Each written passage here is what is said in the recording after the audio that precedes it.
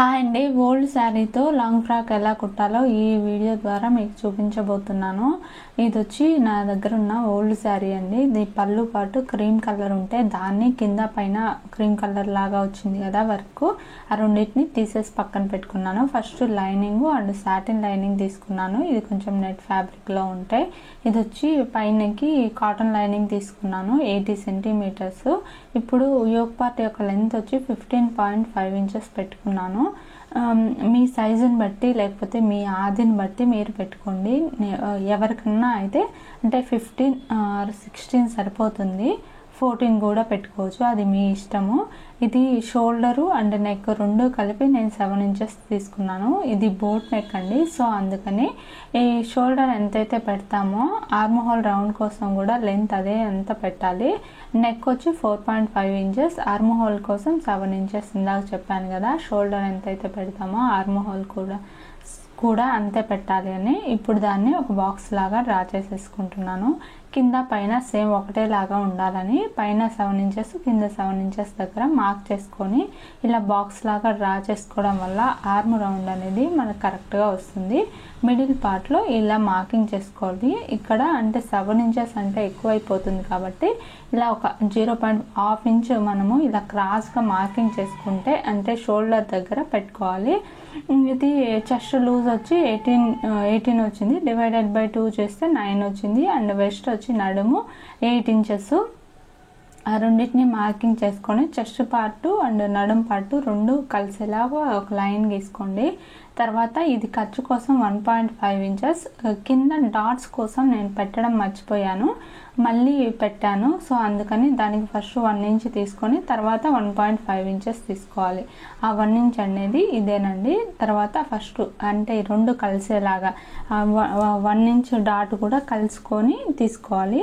తర్వాత ఇక్కడ ఏంటంటే 0.75 ఇంచెస్ పైకి తీసుకోవడం వల్ల నడుము దగ్గర మనకు నడుము అనేది హెచ్చు తగ్గులు రాకుండా కరెక్ట్గా షేప్ వస్తుంది. ఇది మాత్రం చాలా ఇంపార్టెంట్, మర్చిపోకుండా తీసుకోండి, లేకపోతే హెచ్చు తగ్గులు వస్తుంది.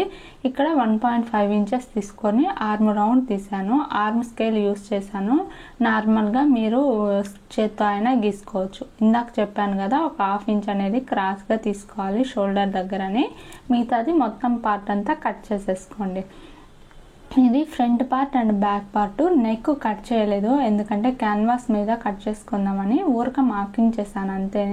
షోల్డర్ వచ్చి 2.5 ఇంచెస్ ఇందాక చూసారు కదా. ఇప్పుడు నెక్ యొక్క మిడిల్ పార్ట్ అండ్ షోల్డర్ దగ్గర ఉన్న కూడా మార్కింగ్ చేసుకోండి. ఒక డాట్ వేసుకోవడం వల్ల మనం కుట్టేటప్పుడు కన్ఫ్యూజన్ కాకుండా ఉంటాం. కింద డాట్స్ కోసం కూడా మిడిల్ పార్ట్లో ఒక టక్స్ లాగా వేసుకోండి. ఇక్కడ చెస్ట్ దగ్గర కూడా ఒక టక్స్ వేసుకోండి. ఇవన్నీ మనం కుట్టేటప్పుడు బాగా యూజ్ అవుతాయి సింపుల్గా. తర్వాత ఇప్పుడు హ్యాండ్స్ కట్ చేస్తున్నాను. హ్యాండ్స్ మిగిలిన పార్ట్లో ఇలా 4 ఫోల్డ్స్ వేసుకొని కింద హెచ్చు తగ్గులుగా ఉంటుంది అన్నట్టు క్లాత్ తీసుకున్నాను. హ్యాండ్ యొక్క లెంత్ వచ్చి 5.5 ఇంచెస్ తీసుకున్నాను. దాన్ని కూడా స్కేల్తో ఇలా మార్కింగ్ చేసేసుకొని కిందికి డౌన్ వచ్చి 3 ఇంచెస్ తీసుకున్నాను. ఇప్పుడు మనం దీన్ని కూడా ఇందాకలాగే స్కేల్తో మార్కింగ్ చేసుకొని ఫస్ట్ ఆర్మ్ హోల్ రౌండ్ ఎంత ఉందో చూసుకోవాలి. 8 ఇంచెస్ వచ్చింది కదా. హ్యాండ్ రౌండ్ కూడా సేమ్ అంతే 8 ఇంచెస్ పెట్టి 2 ఇంచెస్ దగ్గర ఇలా మార్కింగ్ చేసుకొని స్కేల్తో.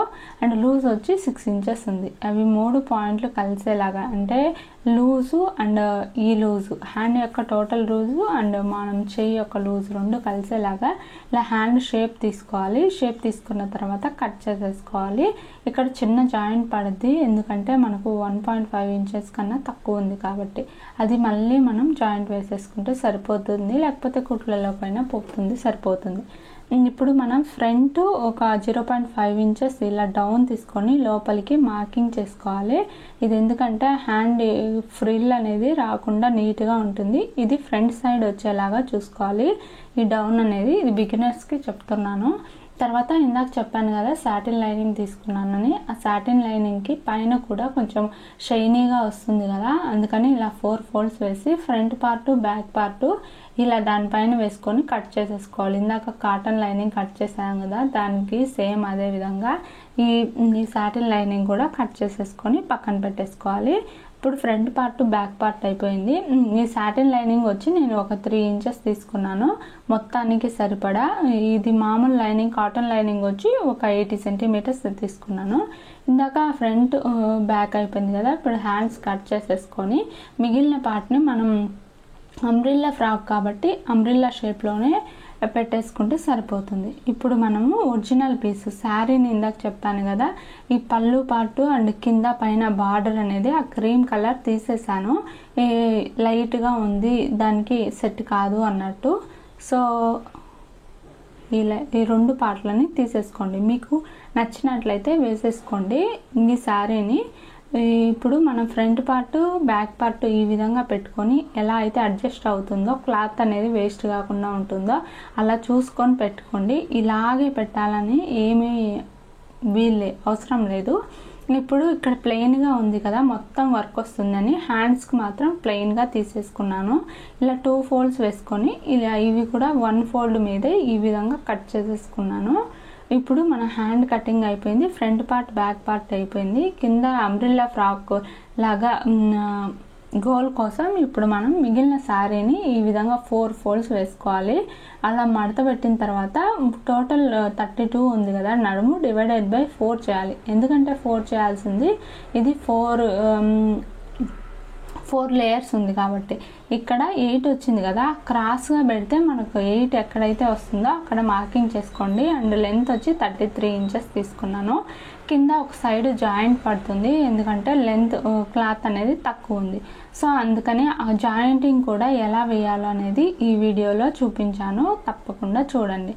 ఇప్పుడు ఇక్కడ అంబ్రిల్లా ఫ్రాక్ కట్ చేసేసుకున్న తర్వాత ఈ కింద ఇప్పుడు ఇక్కడండి మనకు జాయింట్ అనేది పడుతుంది ఎక్స్ట్రా. సో దానికోసం మనము 33 ఇంచెస్ ఉంది కదా, ఈ విధంగా పెట్టేసుకొని క్రాస్గా ఇలా పెట్టేసుకోవాలి. తర్వాత ఆ 4 లేయర్స్కి 1 ఇంచ్ 1 ఇంచ్ ఆ మిగిలిన క్లాత్ని ఇలా లోపలికి జరుపుకోవాలి, ఎందుకంటే కుట్టు వేయడానికి ఒక 1 ఇంచ్ కావాలి. మిగిలింది పైనుంచి 33 ఇంచెస్ పెట్టుకొని మార్కింగ్ చేసుకున్నాం అనుకోండి, అప్పుడు మనకు కరెక్ట్గా మార్కింగ్ చేసుకున్న దగ్గర కూడా కరెక్ట్గా వస్తుంది. అంటే నా ఉద్దేశం ఏంటంటే అక్కడ మనము పీస్ వేస్తాం కదా, అక్కడ కూడా సేమ్ అదే లెంత్లో వస్తుంది అని చెప్తున్నాను. అక్కడ పిన్స్ పెట్టేసుకోండి, అప్పుడు కుట్టేటప్పుడు ఈజీగా ఉంటుంది. ఇప్పుడు సేమ్ అదే విధంగా సాటిన్ లైనింగ్, ఇది ఎక్కువ క్లాత్ లేదు కాబట్టి కోన్ షేప్లో ఇలా మార్కింగ్ చేసుకొని 9 ఇంచెస్ పెట్టుకోండి. 9.5 మీకు అంటే నడుము యొక్క లూజ్ని బట్టి పెట్టుకోండి. లెంత్ వచ్చి 32, అంటే ఒరిజినల్ పీస్ కన్నా 1 ఇంచ్ తక్కువగా పెట్టుకోండి, ఎందుకంటే మళ్ళీ ఎక్కువ తక్కువ కాకుండా కరెక్ట్గా ఉంటుంది. 32 దగ్గర మార్కింగ్ చేసుకొని సేమ్ ఇదే విధంగా కట్ చేస్తున్నాను. And front part back part separate చేసేసుకుంటున్నాను దేనికది. ఇప్పుడు టోటల్ నడుము ఎంత వచ్చిందా అని చూసేసుకుంటున్నాను. ఇప్పుడు మనం ఇందాక నెక్ కట్ చేయలేదు కదా, నెక్ కోసం క్యాన్వాస్ తీసుకొని 4.5 ఇంచెస్ లెంత్, విడ్త్ వచ్చి 4 ఇంచెస్ పెట్టుకున్నాను. లెంత్ వచ్చి 4 ఇంచెస్, విడ్త్ వచ్చి 4.5 ఇంచెస్ పెట్టుకొని ఈ విధంగా బాక్స్ షేప్లో డ్రా చేసేసుకున్నాను. తర్వాత మీరు హ్యాండ్తో అయినా గీయచ్చు, ఇది కర్వ్ స్కేల్తో అయితే ఈ విధంగా పెట్టుకోవాలి. మనం ఆర్మ్ రౌండ్ కోసం ఇందాక చూపించిన విధంగా పెట్టుకుంటాం, కానీ బోట్ నెక్ కోసం ఈ విధంగా పెట్టుకోవాలని మీకు 2 చూపిస్తున్నాను. సో 1 ఇంచ్ ఎక్స్ట్రాగా పీస్ కట్ చేసేసుకోవాలి. ఇది వచ్చి front part and back part కూడా సేమ్.